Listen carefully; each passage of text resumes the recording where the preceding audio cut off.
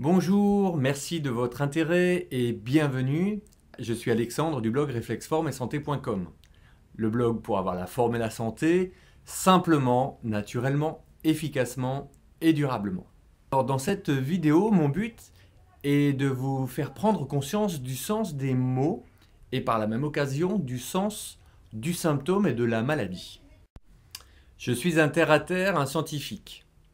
Mon but ici est de vous faire comprendre la distinction entre la nomenclature utilisée partout et dans tout, et la façon dont insidieusement cela agit comme une injonction sur nous. Je m'explique. Le pain d'antan n'est plus le pain d'aujourd'hui. Même chose pour le lait. Même chose pour le sens de notre société. Ainsi, on est plongé dans l'aberration et le non-sens. On nous dit que nous sommes en crise et que nous n'avons plus d'argent, mais on dépense des sommes incroyables, considérables, pour aller faire la guerre en disant que l'on amène la paix. On dit aux personnes que l'on vit longtemps et bien, et puis on remarque au final que on voit que les personnes âgées finissent dans des mouroirs et que de plus en plus des personnes assez jeunes nous quittent prématurément. Bref, tout cela pour dire que le sens des mots, cette fois-ci mots M-A-U-X, n'est pas clairement défini dans nos mémoires, et je m'explique. Si on souffre aujourd'hui, c'est parce que nous avons fait des erreurs. Et ces erreurs, elles peuvent dater d'hier, d'avant-hier, de la semaine dernière, d'il y a un mois, d'il y a un an, voire beaucoup plus. Le corps encaisse et il en a marre. Il en a carrément marre et il vous le fait sentir. Ainsi, le symptôme et la douleur est le signe que le corps ne supporte plus et il essaie d'éliminer la dose négative, massive, engendrée en tentant de l'éliminer. Aujourd'hui, le problème est que l'on consomme et que l'on prend son corps comme un outil de consommation.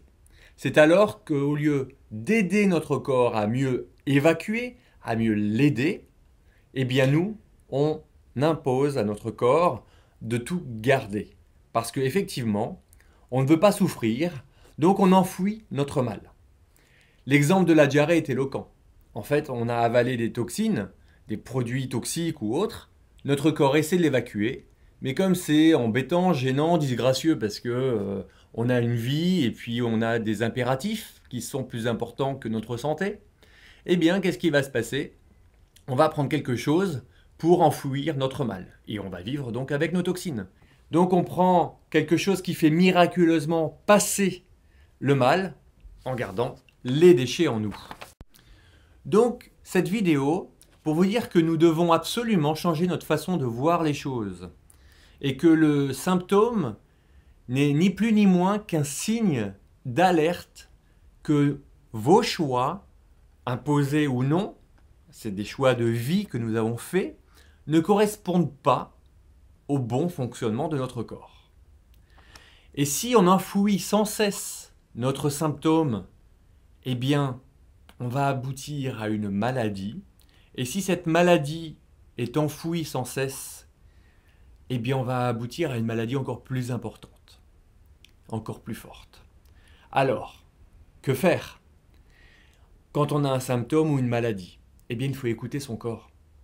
Il faut avant tout penser à respirer, car rien n'est plus important que l'oxygénation et l'évacuation du gaz carbonique. Il va falloir penser à mieux donner du repos à son corps, essayer de mieux dormir, essayer de prendre le temps de se reposer davantage, de faire des siestes, de s'allonger un petit peu, d'arrêter de courir à ce monde et prendre le temps de prendre un peu de temps pour soi. Ensuite, il va falloir passer au jus. Et oui, les fameux jus de légumes. Donc à l'extracteur de jus de préférence, ou si vous n'avez pas le choix, à la centrifugeuse. Vous pouvez également passer à l'herbe de blé. C'est très bon aussi, c'est simple à faire. Ensuite, il va falloir changer votre alimentation et arrêter de vous empoisonner régulièrement. Pour cela, je vous envoie prendre mon livre « Objectif forme et retrouver une santé de fer ». C'est gratuit et téléchargeable sur mon blog. Et ensuite, eh bien, tout simplement, il va falloir penser à avoir des activités un petit peu plus physiques et, je dirais, utiles, c'est-à-dire marcher au lieu de prendre votre voiture pour faire 500 mètres, et engager une communication avec les voisins parce qu'en fait, on est des individus et on a besoin de communiquer et de partager avec les autres, etc. Donc, reciblons notre mode de vie et essayons de mieux comprendre notre corps. Voilà. Donc, n'hésitez pas à me faire part sous cette vidéo de ce que cette vidéo vous a apporté. N'hésitez pas également à aller voir les autres vidéos du blog où je vous amène sans cesse à essayer de mieux comprendre votre corps et à essayer de trouver des solutions simples, naturelles, efficaces et durables. Je vous dis à bientôt, bon courage à vous et bonne forme. Au revoir.